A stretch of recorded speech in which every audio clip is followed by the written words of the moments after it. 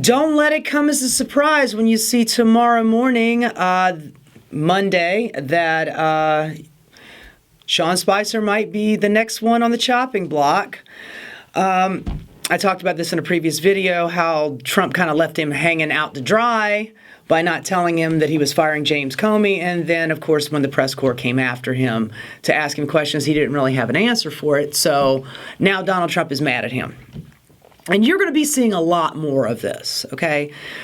Donald Trump has a White House to fill with new hirees, about 2,000 jobs that he is still yet to fill. I think he's only filled about 30 of them.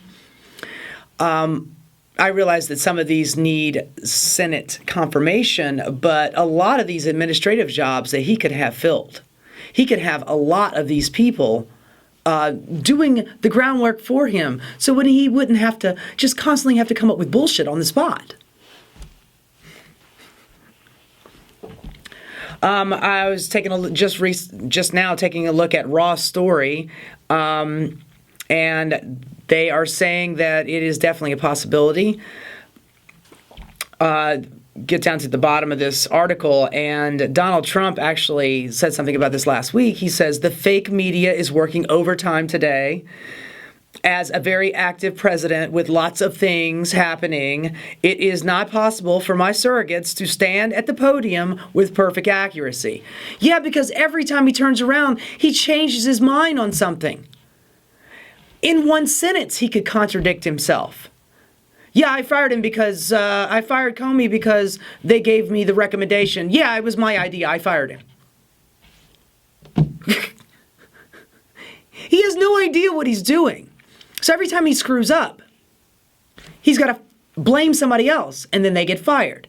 There's no accountability. The buck stops here is a foreign concept to Donald Trump. And I've said this before, and I'll say it again. It's classic projection. He surrounds himself with people that he thinks he can trust because he trusts no one. Why? Because he lies all the time. And when people lie all the time, they automatically assume that everybody else is lying too. Because that's just in their vernacular, all they do is lie. So everybody else must be lying too. I'm cheating on my wife, so my wife must be cheating on me. I'm lying all the time, so everybody else must be lying. Look, I'm not sitting here saying I have a lot of love for Spicer, but I've always said since the very first day, I feel sorry for him. I mean, every day he's got to stand up in front of a press corps that wants answers, and he doesn't have them. He has what Donald Trump wants him to say, and he says it, and then they ask questions, and he's got to follow up with these answers that he doesn't know, because Donald Trump doesn't know. Donald Trump didn't know that healthcare was going to be so hard. He didn't know that North Korea was so difficult.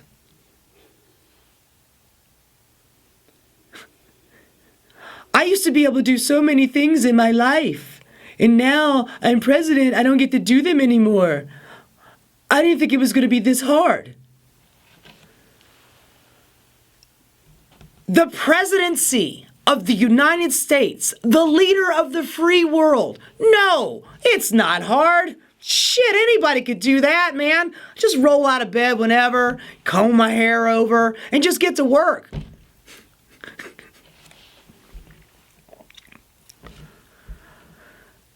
Sean Spicer, buddy, I'm sorry.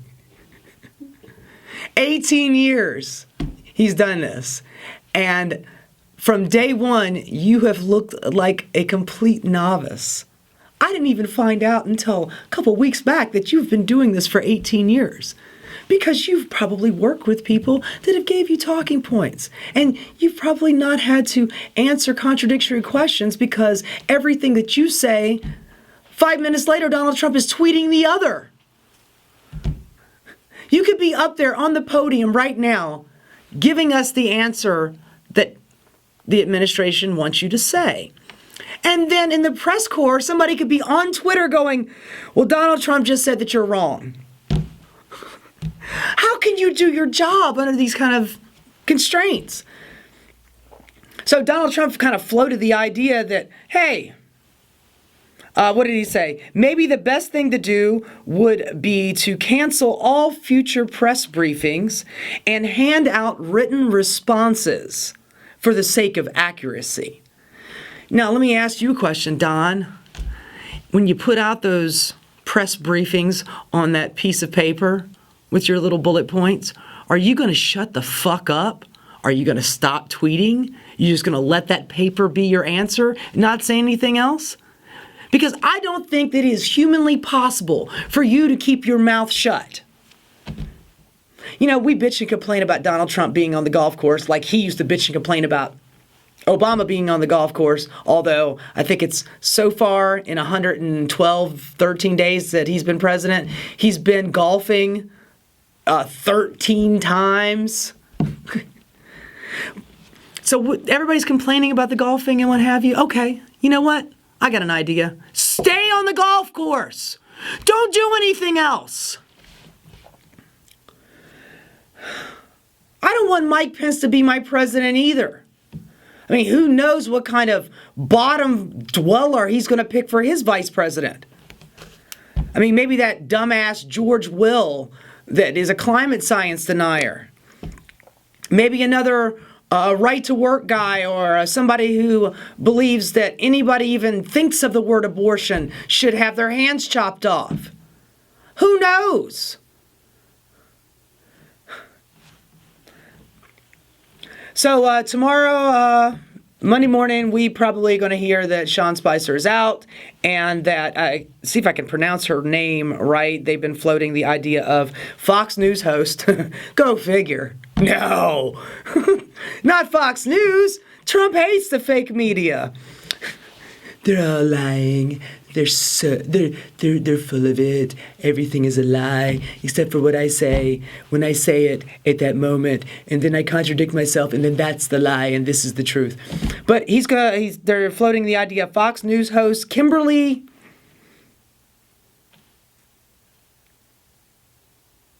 Guilfoyle? Okay, I'm sorry. I have to admit I don't watch Fox News very often, but yeah, I'm sure that we'll be able to pronounce her name in the next couple of days because the news media is just going to go nah all day long about that and nothing about real issues that American people are dealing with.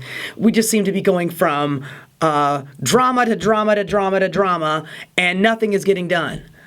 I don't know if that's a good thing or a bad thing. I guess if it was, if he was really efficient at his job, the tax returns, the tax giveaways to the rich would already be done. Healthcare would already be in the toilet. We would have already killed Social Security. We've already be in a war with North Korea, and we were already bombed the shit out of Syria, and we'd be in a de facto state of war with Russia. So yeah, Don, stay on the course.